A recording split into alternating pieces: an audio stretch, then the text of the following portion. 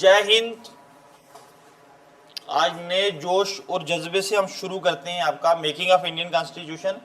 ये एक important part है आपके पॉलिटी का, ठीक है। यहाँ से क्वेश्चंस बनने के पूरे चांसेस होते हैं। अगर आप देखो नायब तहसीलदार की तैयारी कर रहे हो तो मैक्सिमम जीएससी आती है, ठीक है ना। तो यहाँ पर एक रिलैक्सेशन है आप लोगों को, जो बच्चे जीएस में ज़्यादा हुनार है, कुछ लोगों को मैथमेटिक्स में ज़्यादा प्रॉब्लम आती है। तो अब ये जो पोस्ट है वो उन बच्चों के लिए है जो जीएस में जिनकी मास्टरी है ना।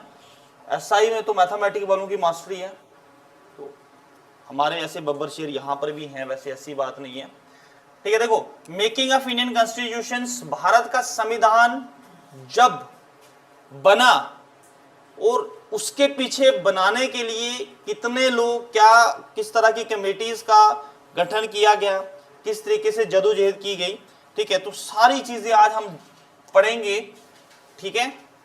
सबसे पहले आता है कि जब इंडियन कॉन्स्टिट्यूशन बनाया गया उसके पीछे की बैकग्राउंड, ठीक है ना।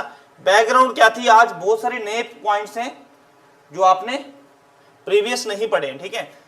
जो draft of the Indian constitution was prepared much earlier 1928 by Motilal Nehru and 8 Congress members. याद रखना ये जो ड्राफ्ट था, अगर हम इसके बैकग्राउंड में जाएं, इसके जहां से शुरुआत हुई है, तो वहां पर ये ड्राफ्ट बनाया गया था मोतीलाल नेहरू ने, और साथ में कांग्रेस के 8 मेंबर्स भी थे।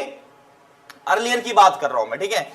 इन 1931 के अंदर क्या होता है कि एक आइडिया दिया, एक रेजोल्यूशन बनी जिसमें एक आइडिया दिया गया constitution for independent India. Karachi के अंदर एक रेजोल्यूशन बनाई गई जिसमें आइडिया दिया गया कि भारत का कॉन्स्टिट्यूशन कैसा होना चाहिए। ये कराची के सेशन में हुआ था 1931, ठीक है।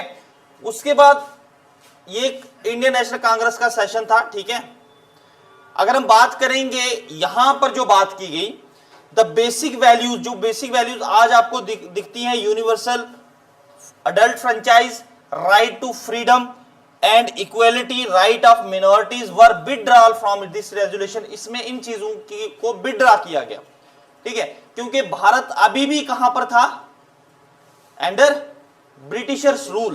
तो ये सारी चीजें जो है इसको विथड्रॉ किया गया, जैसे बेसिक वैल्यूज होगी, अडल्ट वोटिंग एज वगैरह, ठीक है। उसके बाद आपका राइट टू फ्रीडम वगैरह, मिनोरिटीज को लेके, है ना, ये सारी चीजों को जो है वो विथड्रॉ किया गया। हमें एक्सपीरियंस कहां से मिला, कॉलोनियल रूल जो हेल्प कर रहा था, ठीक है, and legislative institution design for India. तो एक्सपीरियंस हमें हो ही रहा था, हम अंडर ब्रिटिशर रूल के थे, तो हमें पता था कि क्या सही है और क्या गलत है। अगर हम नया जो हमारा संविधान बनेगा तो वो किस तरह का होना चाहिए, क्योंकि देखो कहते ना कि दर्द की पीड़ा उसी को पता होती है जिसने दर्द झेला होता है। जब जिसको दर्द ही नहीं हुआ तो वो किसी दूसरे का दर्द क्या जानेगा। तो इंडियंस को दर्द तो था ही था, ठीक है जी। अब बात करते हैं what is Indian constitution. Actual में क्या था, भारत का कॉन्स्टिट्यूशन है क्या। The Indian constitution is codified written in a single document enacted by a single body, ठीक है। सिंगल डॉक्यूमेंट है और सिंगल बॉडी ने इसको इनेक्ट किया है। फिर Indian constitution came into effect कब आया, भारत का संविधान 26 जनवरी 1950 में। अच्छा, क्या कॉन्स्टिट्यूशन 26 जनवरी 1950 में ही बना, तो नहीं। कॉन्स्टिट्यूशन जब आपकी सीएमपी कैबिनेट मिशन प्लान के तहत जब आपकी कॉन्स्टिट्यूशन असेंबली बनी थी, उसके तहत इसके ऊपर काम शुरू हो गया था। 26 नवंबर 1949 को हमारा भारत का संविधान बनके तैयार हो गया था, बट 26 जनवरी 1950 ही दिन क्यों रखा।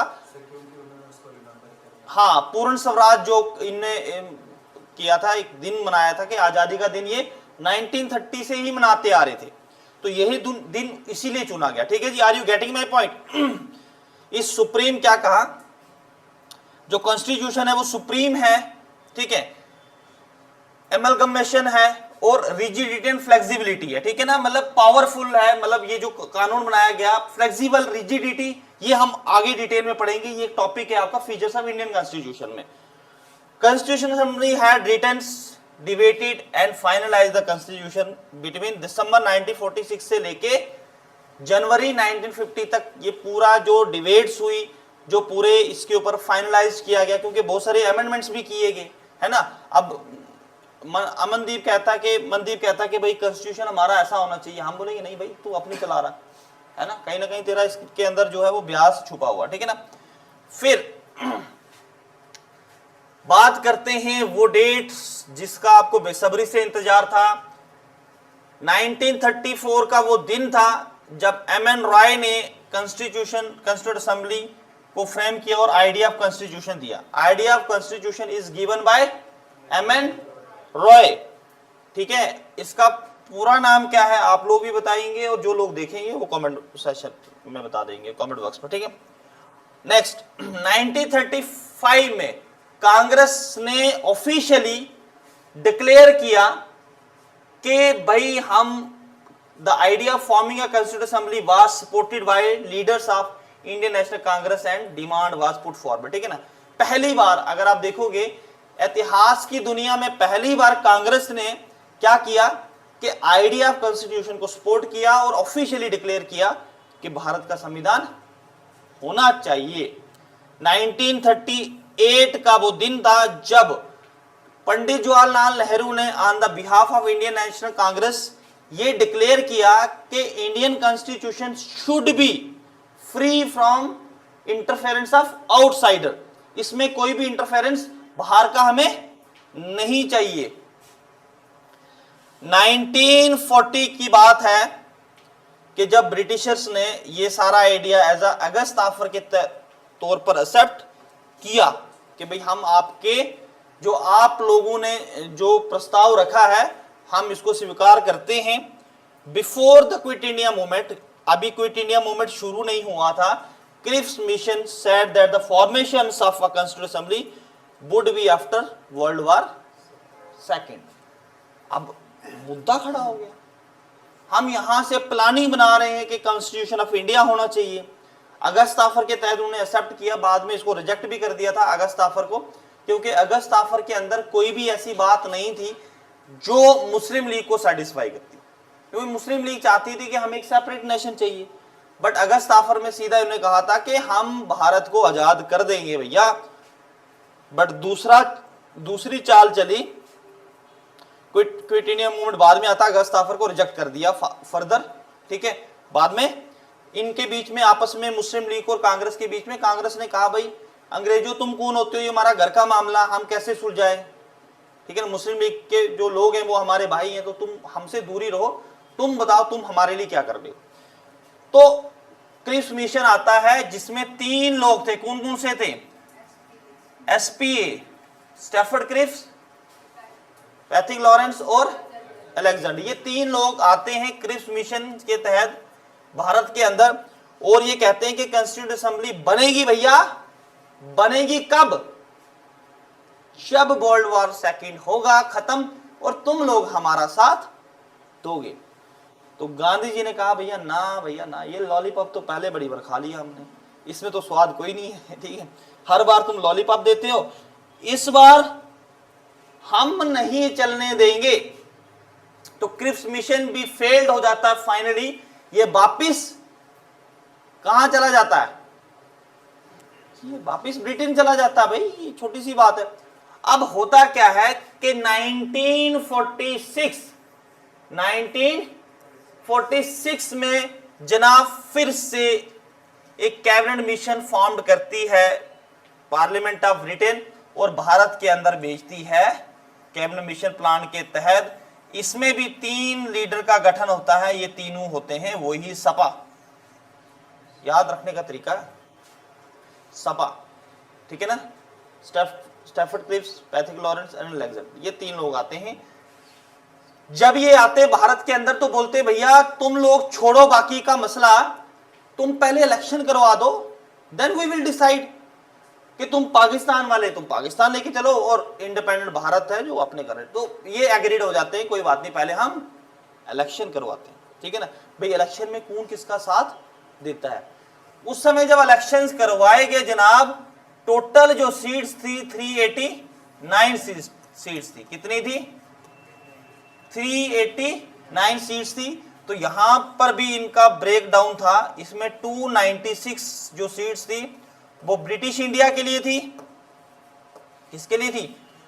ब्रिटिश इंडिया के लिए। और कितनी सीट्स थी? 93 सीट्स किसके लिए थी? प्रिंसली स्टेट्स के लिए थी। प्रिंसली स्टेट्स के लिए थी। इसमें से भी 296 में से 292 तो ब्रिटिश ईस्ट इंडिया की थी। यहां पे 4 जो सीटें थी वो कौन सी थी? चीफ कमिश्नर प्रोविंसेस के लिए थी। किसके लिए थी? चीफ प्रोविंशियल कमिश्नर्स के लिए थी, जो एक बहुत बड़े एरियाज होते थे जहां पे कॉमर्स को लेके या बिजनेस हाई क्लास के लोगों के लिए, ठीक है ना।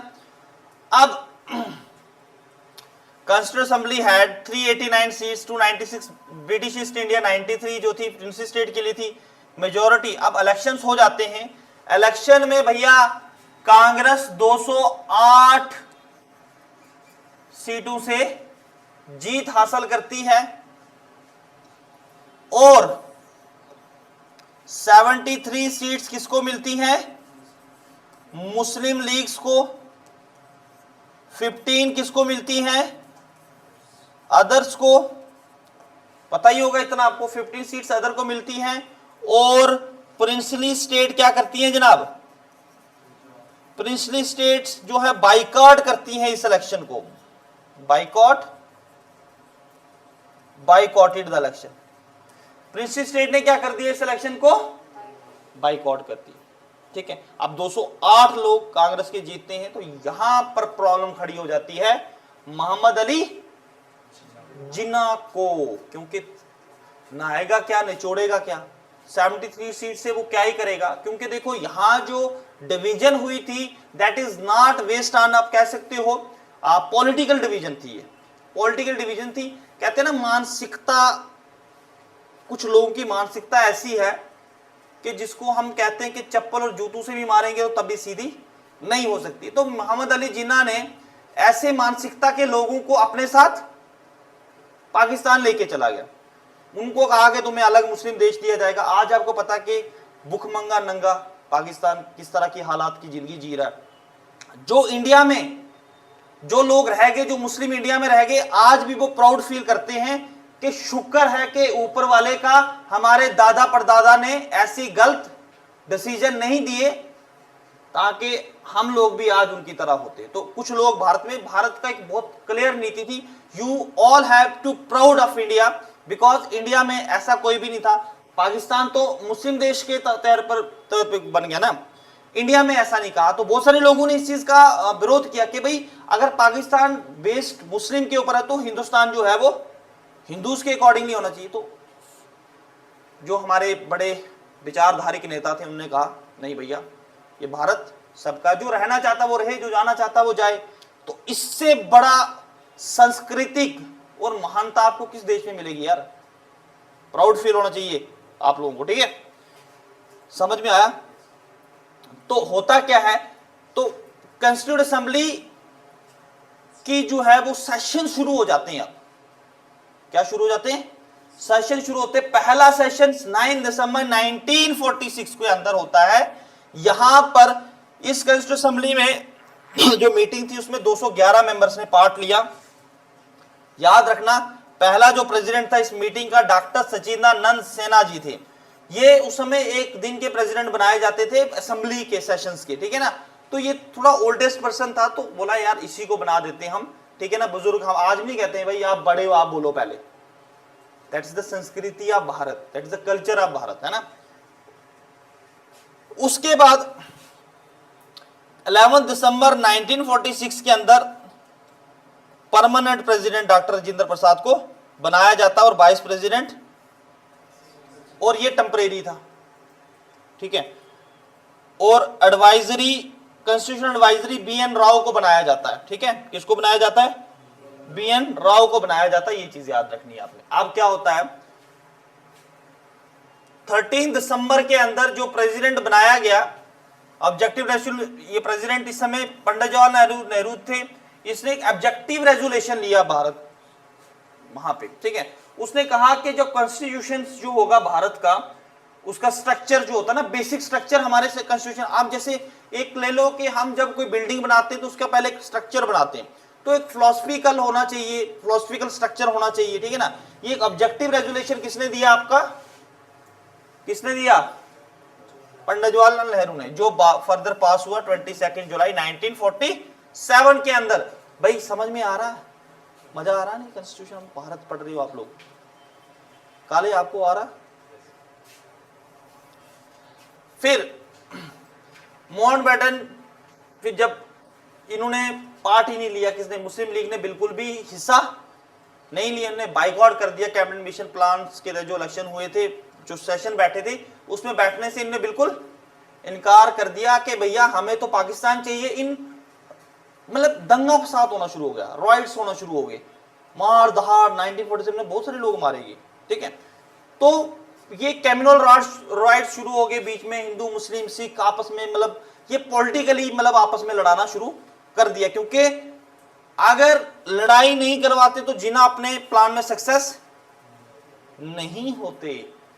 यहां पर बहुत बड़ी गलती बाद में जो हुई वो कांग्रेस की तरफ से ये हुई कि इन्होंने कहा कि पाकिस्तान को हम दे रहे हैं बट इसको हम 36 करोड़ रुपीस भी एज अ हर सालाना हम देंगे।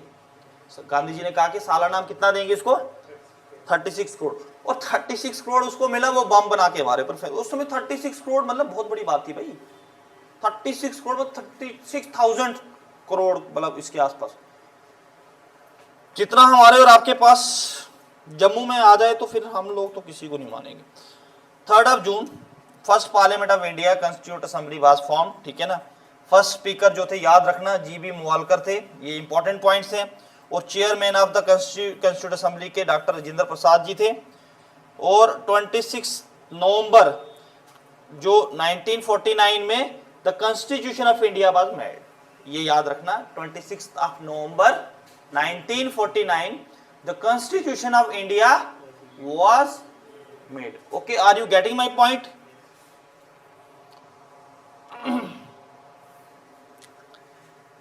अब डिमांड फॉर कॉन्स्टिट्यूएंट, अगर हम थोड़ा सा पहले चले जाए कि ये डिमांड कब से शुरू हुई थी।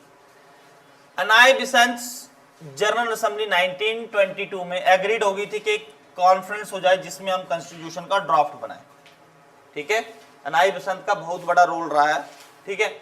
उसके बाद British parliament was presented with the Indian Commonwealth bill, इनने प्रेजेंट किया 1925 में।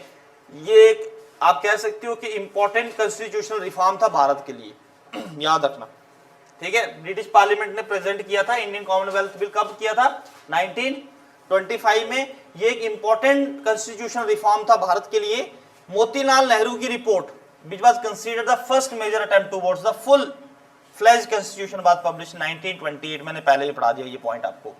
तो ये सबसे पहला अटेम्प्ट था जो मोतीलाल नेहरू की रिपोर्ट थी, जिसमें फुल फ्लेज बात की गई थी कॉन्स्टिट्यूशन ऑफ इंडिया की। अगर आप देखोगे बिटवीन 1930 से लेके 1932 के बीच में 3 राउंड कॉन्फ्रेंस हुई, टेबल कॉन्फ्रेंस हुई। ये भी एक इंपॉर्टेंट फाउंडेशन था भारत के संविधान को बनाने में, ठीक है जी। फर्स्ट राउंड टेबल कॉन्फ्रेंस 1932 में हुई, ठीक है ना। आपको पता कि आइडिया ऑफ कॉन्स्टिट्यूशन किसने दिया था, पुट फॉरवर्ड बाय एम.एन. राय। 1935 में हमने पढ़ा कि डिमांड जो थी ऑफिशियली कांग्रेस ने फ्रेम की गई थी। 1938 में जवाहरलाल नेहरू ने जो है कॉन्स्टिट्यूट असेंबली में क्या कहा था कि जो constitute assembly must consist of elected member on the basis of universal. तो उसने कहा था कि जो कॉन्स्टिट्यूट असेंबली के मेंबर्स होंगे वो यूनिवर्सल अडल्ट फ्रेंचाइज के बेसिस पर होने चाहिए। मतलब आप कह सकते हो ऑन बिहाफ ऑफ कांग्रेस उसने कहा था कि बाहर का मेंबर्स ना हो तो इंटरफेरेंस बाहर की नहीं होगी, ठीक है। थोड़ा सा रिवीजन हो गया। वही अगस्त आफर को एक्सेप्ट किया था, जिसको हम अगस्त आफर के तहत कहते हैं 1942 के अंदर। ये थोड़ा सा पहले पढ़ लिया हमने, ठीक है ना। Stafford Cripps propose forming independent nations for Hindus and Muslim, this was referred to as the Cripps mission. तो जो क्रिप्स मिशन आया था तो यहाँ पर वैसे बात की गई थी कि आप बना सकते हो, पहले आप इलेक्शंस करवा दो। फिर 1942 में ही क्विट इंडिया मूवमेंट शुरू हो जाता है, भारत छोड़ो अंग्रेजों भारत छोड़ो। 1946 के अंदर कॉन्स्टिट्यूट असेंबली फॉर्म होती है कैबिनेट मिशन प्लान के तहत, ठीक है। जल्दी जल्दी में इसलिए करवा रहा हूं, ये पढ़ लिया। अच्छा,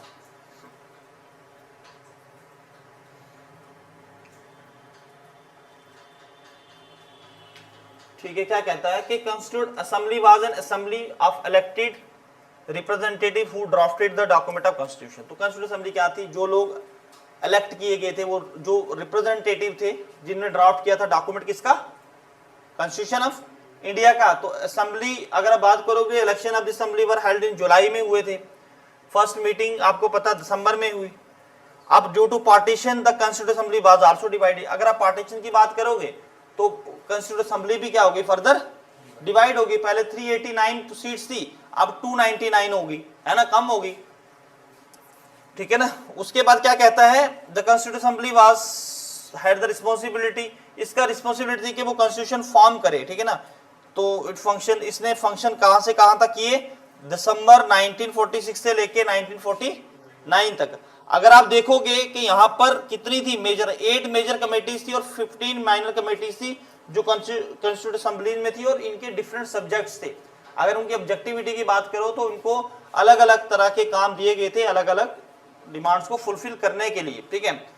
अगर आप देखोगे बड़ा इंपॉर्टेंट है, जो सेशन हुए थे, कोई टोटल 11 सेशन हुए थे, डिफरेंट इश्यूज के रिलेटेड जो है वो डिस्कस किया गया था कॉन्स्टिट्यूशन को फॉर्म करने के लिए। तो टोटल सेशन कितने हुए थे, टोटल 11 सेशन हुए थे भारत के संविधान को बनाने में। फिर कहता है कि ठीक है, ये पढ़ लिया हमने, ब्रिटिश प्रिंसिपल को भी, इनको भी 3 में डिवाइड किया था, मुस्लिम सिख। देखो प्रोविंसेस तो जो आप 296 सीट्स थी वो मुस्लिम सिख और जर्नल के बीच में थी। और एक चीज इसमें थी कि पार्टिकुलर कम्युनिटी का बंदा पार्टिकुलर कम्युनिटी को ही चूज करेगा।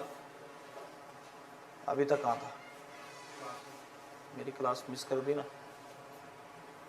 Recorded lecture. मुस्लिम सिख्स और जर्नल्स जो थे, अच्छा इसमें बड़ी हैरानगी की बात थी कि जो रिप्रेजेंटेटिव ऑफ ईच कम्युनिटी थे were elected by the member of that particular community assembly. मतलब हिंदू को हिंदू चुनेगा, सिख को सिख चुनेगा, मुस्लिम्स को मुस्लिम चुनेगा। ये बहुत बड़ी गजब की बात थी, ठीक है ना। अब क्या होता है कि कुछ लेटर जब पार्टीशंस होती हैं, कुछ टेरिटरीज जो है वो पाकिस्तान को दी जाती है, तो मेंबर्स भी कम हो जाते हैं ना। तो जो मेथड था, ये पूछ सकते हैं आपको, जो मेथड था इलेक्शन का वो क्या था, प्रोपोर्शनल रिप्रेजेंटेशंस था।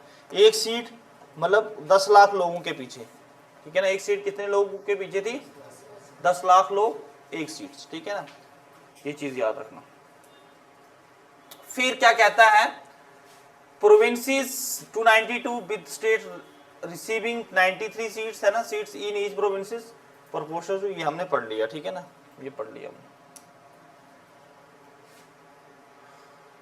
ये भी पढ़ लिया। ये पॉइंट देख लो कि बाद में क्या होता है ना कि प्रिंसिपल स्टेट जब इलेक्शंस हो जाते हैं, आहिस्ता आहिस्ता प्रिंसिपल स्टेट जो है वो भारत के साथ जुड़ना शुरू कर देती हैं, ठीक है जी।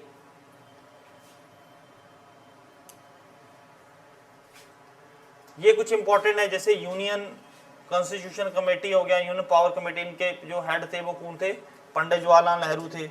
स्टेट कमेटी की अगर बात करें, प्रोविंशियल कमेटी सरदार वल्लभ भाई पटेल, ड्राफ्टिंग कमेटी के जो हेड थे वो BR अम्बेडकर थे, एडवाइजरी कमेटी के कौन थे, सरदार वल्लभ भाई पटेल थे, है ना, रूल्स कमेटी, ठीक है, स्टीयरिंग कमेटी। ये याद रखना थोड़ा सा आपको, कौन किसका हेड था, ये चीज आपने थोड़ी सी याद रखनी है, ठीक है, कौन किसका हेड था, ये समझ में आया आपको, ठीक है ना, ये आपको याद ही रखने।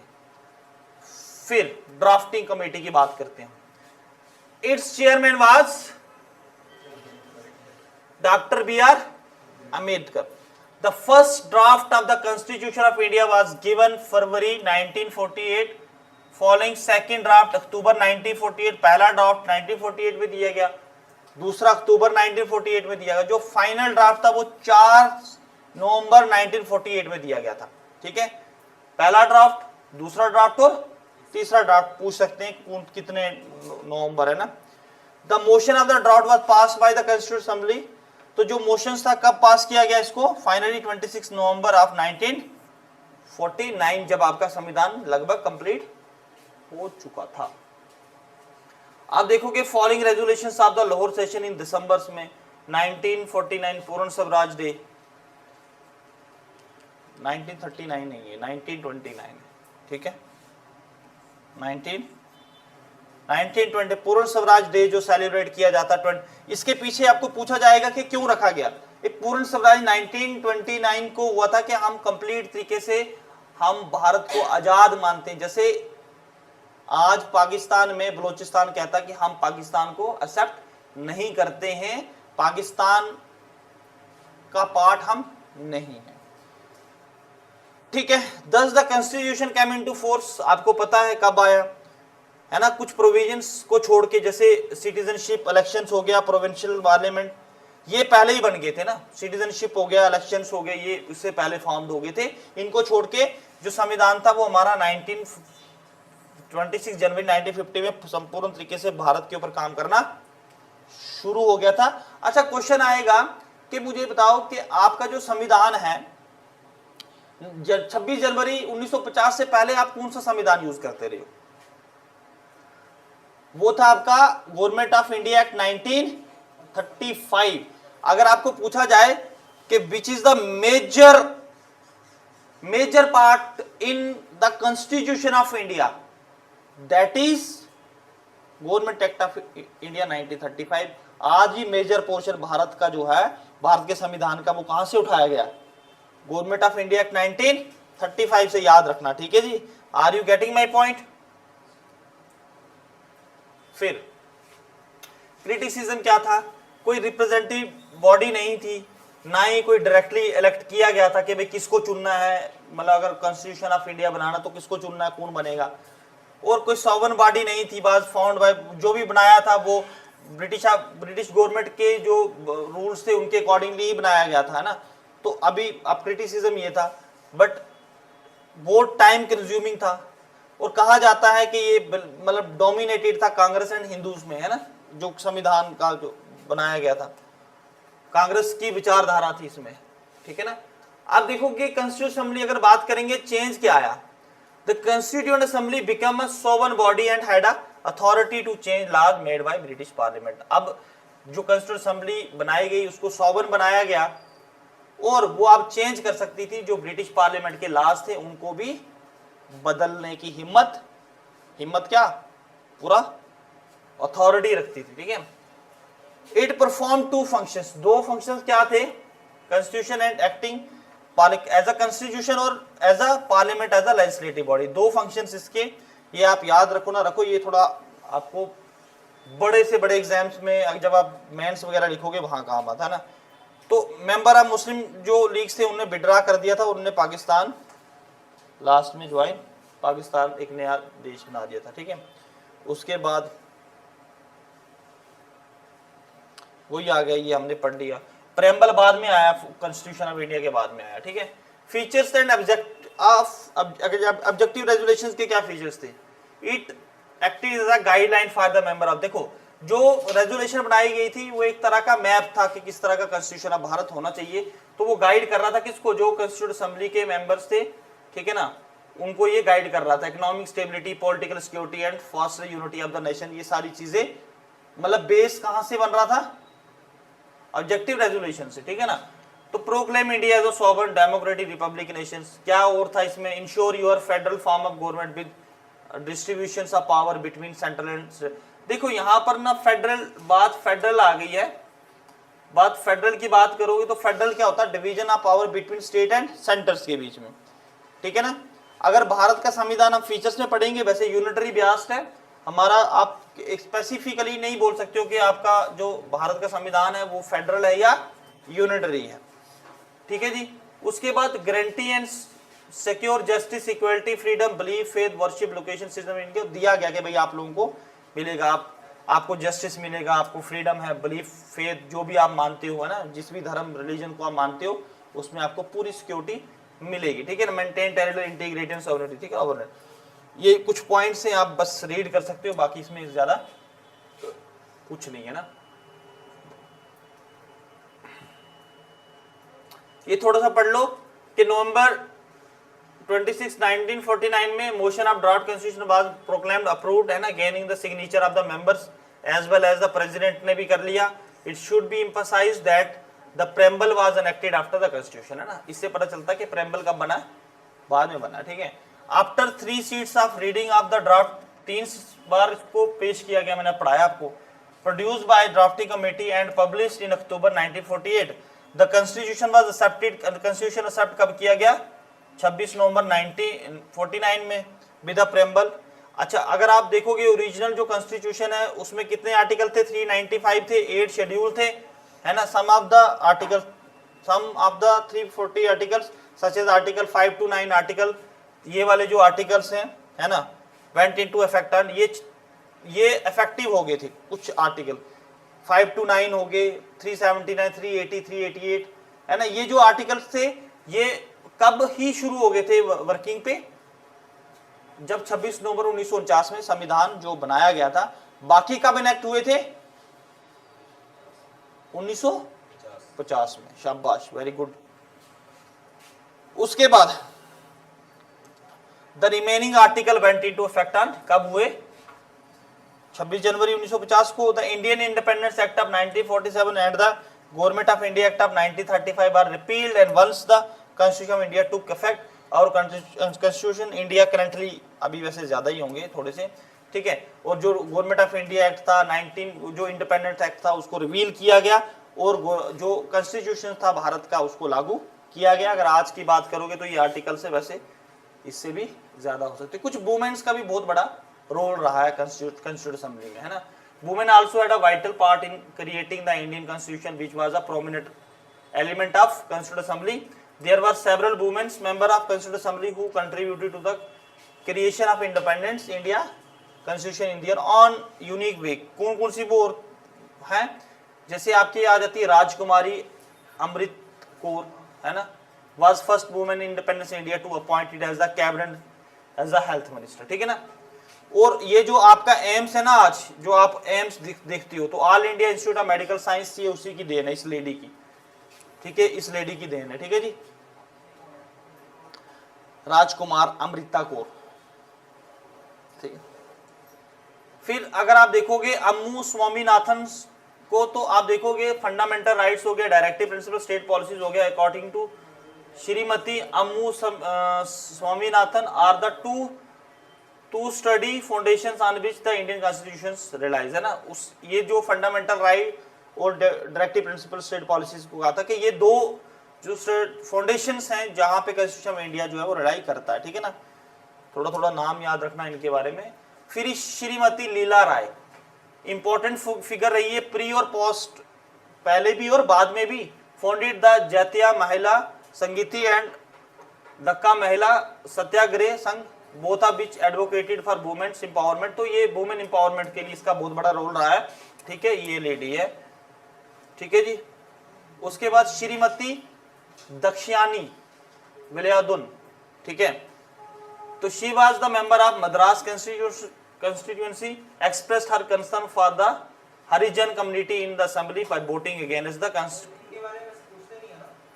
ये थोड़ा सा हाई लेवल, अगर कभी आप लोग केएस के बीच में पेपर देने जा रहे हो यूपीएससी का, तो वहाँ ये क्वेश्चंस आते हैं पेपर में, ठीक है ना। तो इसने वोट किया था सेपरेट इलेक्टोरल फॉर देम, है ना। इसने वोट किया गया था कि जो हरिजन्स हैं उनके लिए कंस्ट्रक्शन ऑफ जो सेपरेट इलेक्टोरेट था उनके लिए, उसके लिए इसने कहा था। फोर्स लेबर के लिए हो गया, प्रैक्टिस अनटचेबिलिटी के लिए इसने, इसका बहुत बड़ा रोल रहा है, ठीक है। श्रीमती जी दुर्गा भाई, ठीक है ना, on appointment of provincial high court जजेस, इसने आर्ग्यू किया था government and his cabinet should be fully responsible for this. Her opinion on the evolution of devadasi system, है ना, प्रोटेक्शन ऑफ माइनर्स फ्रॉम एक्सप्लॉयटेशंस, ठीक है। इसने कहा था एक्सप्लॉयटेशन जो हो रही है बच्चों की उनको नहीं होना चाहिए। फिर बेगम अजीज रसूल थी, पढ़ लो इसको भी, ठीक है ना। क्या दिया इसका कि ये बिलीव करती थी कि ministry as entity should not be subject to the whims and fancies and single party of legislative to whom ministry was accountable. Further, her admirations for Dr. B.R. Ambedkar outstanding work in defending minorities rights, है ना। तो बस पढ़ लेना, ठीक है। श्रीमती हंसा मेहता को पढ़ लेना। और कंक्लूजन क्या निकला further, despite the number of criticism रहे कंस्टिट्यूट असेंबली को लेके, जो उसकी फंक्शनिंग को, बट ये कोई भी डिनाई नहीं कर सकता है कि आज आप लोग आजादी का सांस आजादी से रह रहे हो, ठीक है। फ्रीडम है आपके पास, डेमोक्रेसी है, बोलने के अधिकार हैं, आपकी ड्यूटीज हैं एज अ सिटीजन, है ना। तो ये टाई ये किसकी वजह से हुआ है? ये सारी चीजें अगर आपको आज गलत भी लगती हैं, लेकिन फिर भी आप आजादी से घूम रहे हो, आपको कोई पूछता नहीं है तुम कहाँ जा रहे हो, किस तरफ क्यों जा रहे हो, जीवल क्यों जा रहे हो, बस स्टैंड क्यों जा रहे हो, तुम उत्तराखंड क्यों जा रहे हो, कोई पूछता है ना? हाँ, वो बात अलग है कि अगर बोतल लेके बाजार में घूमोगे तो फिर तो वो पब्लिक सेफ्टी है ना, वहां तो आपको बजेंगी। तो ये सारी चीजें होने के बावजूद भी ये टायरलेस एफर्ट्स रहे हमारे उन लोगों के जिन्होंने ये भारत का संविधान बनाया। तो अपने लेक्चर को यहीं पर खत्म करते हैं हम। जय हिंद, जय भारत।